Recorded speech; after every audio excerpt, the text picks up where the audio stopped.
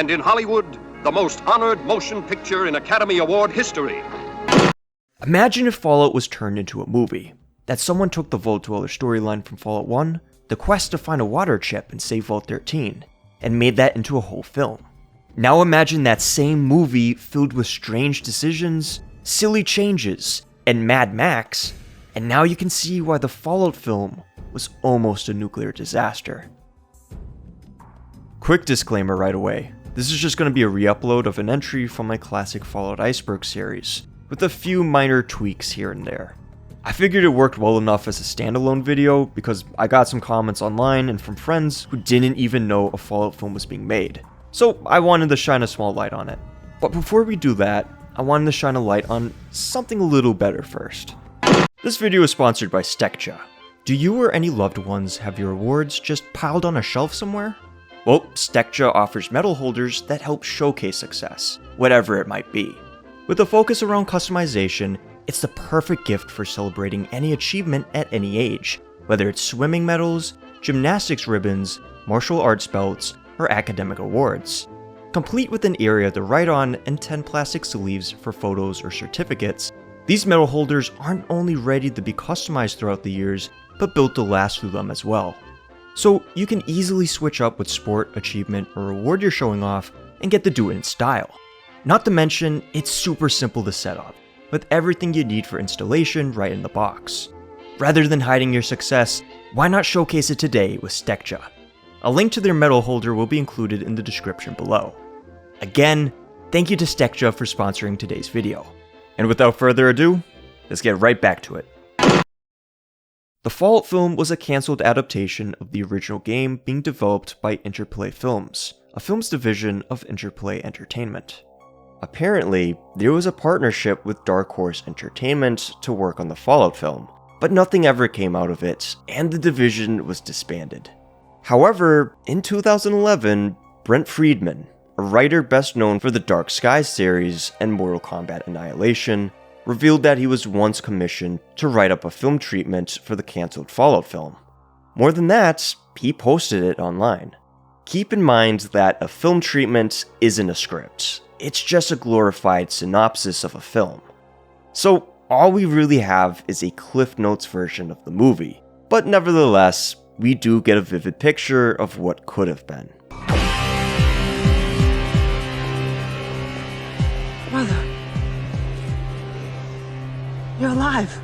Too bad you will die.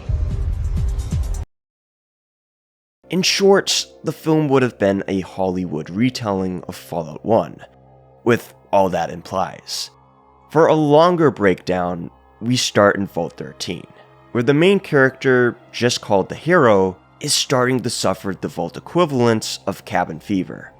There's an interesting bit about how the Vaults have a fake simulation of pre-war Los Angeles, which helps citizens cope with life forever underground. But it's no longer working on our main character, who has a breakdown. He wants out. Even as the son of the Vault supervisor, and with an arranged marriage on the way, complete with a marriage kit, he yearns for something better. Fortunately, the Hero lucks out, being selected along with 3 others to go outside searching for a water chip to fix the Vault's water purification system. He gets this task from the Vault Elders who run the Vault, comprised of its first-generation survivors, sorta similar to the Brotherhood of Steel's Council of Elders we saw in Fallout 1.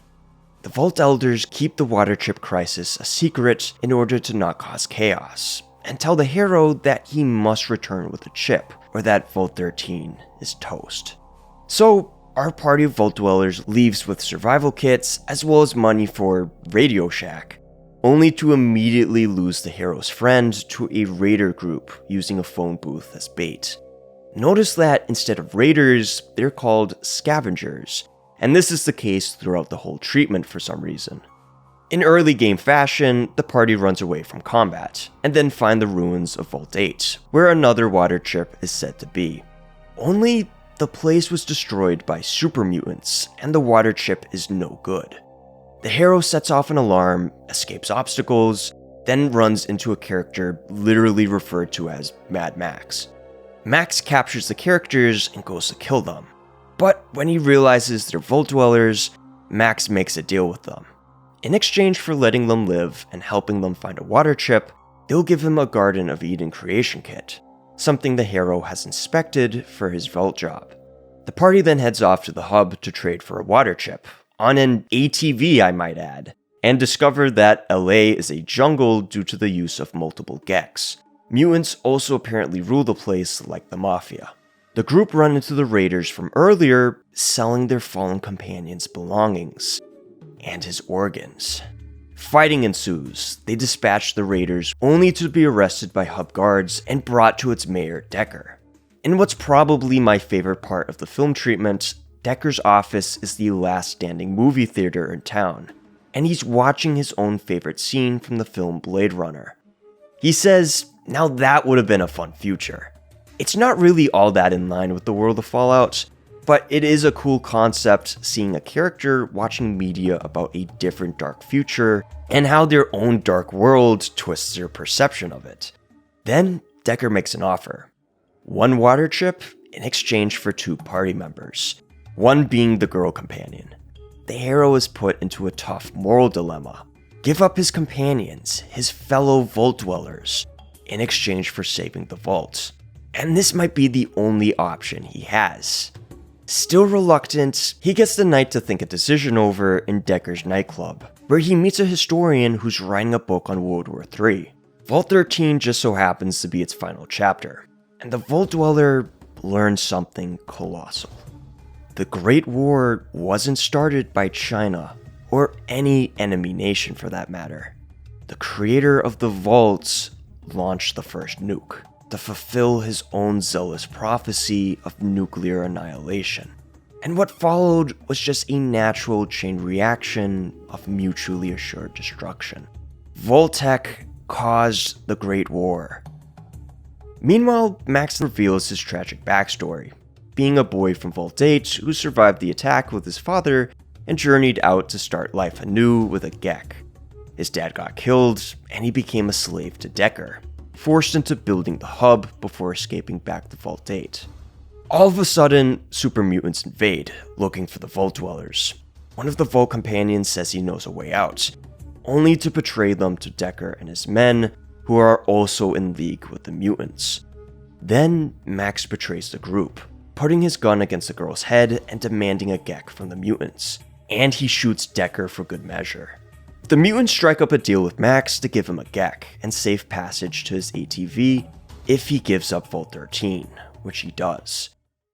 Max drives off, and the 3 Vault Dwellers are imprisoned, with the traitor companion saying he was just trying to do what was best for the Vault.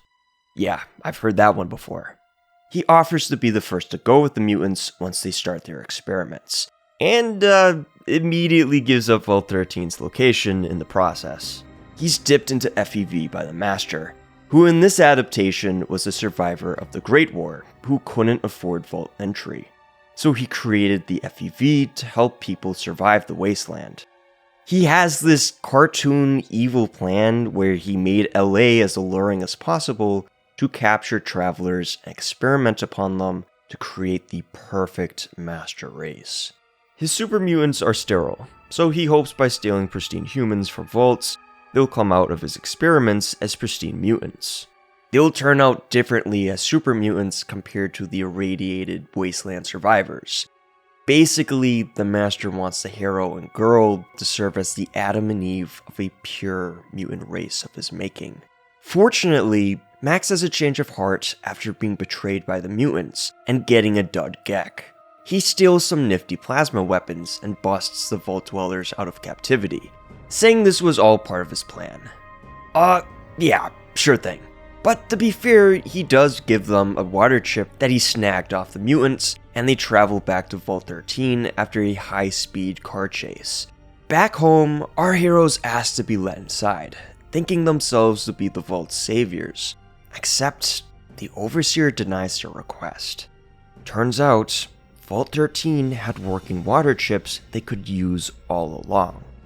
This decision to send people outside was just about purifying the collective conscious, since, in the Overseer's words, discontent is contagious.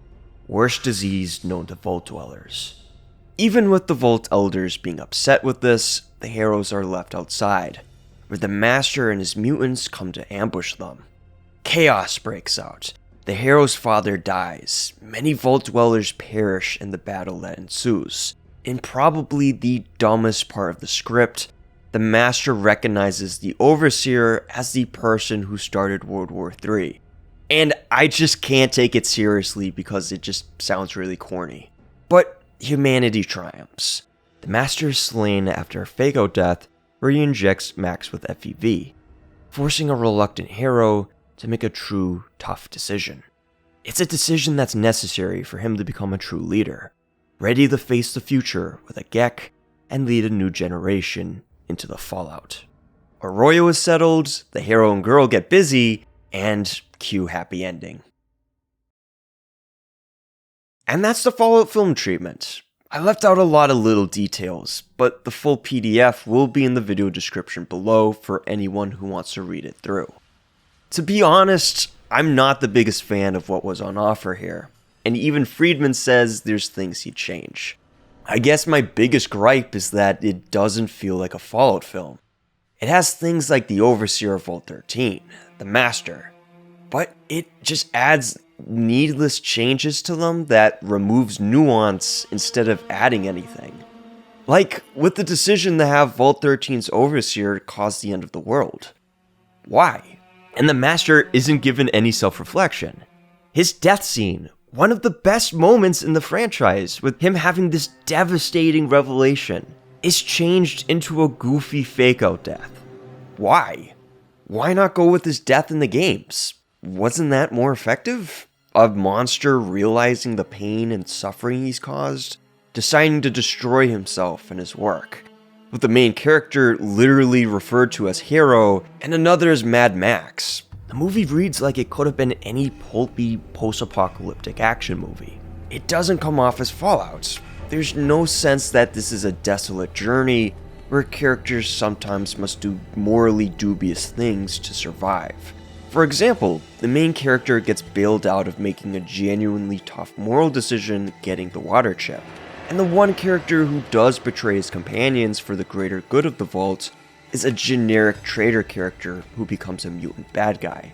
There's nothing about Necropolis or stealing their water chip.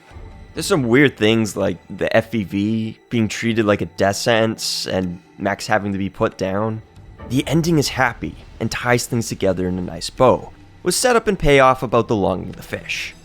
Meanwhile, the game ending is bittersweet and makes you reflect about all you've done, whether it was really worth it. It leaves more of an impact in my opinion. Another note about the film is its twist with vault-tec being responsible for causing the Great War. There's been some discourse online that perhaps this idea is popping up again in the Fallout TV show, where a vault-tec executive announces the company's plans to drop the first nuke. And, it just stinks. I feel it just answers a question that reduces the message of this franchise. That war is inevitable due to human nature. That it's just part of us collectively to have that potential for destruction.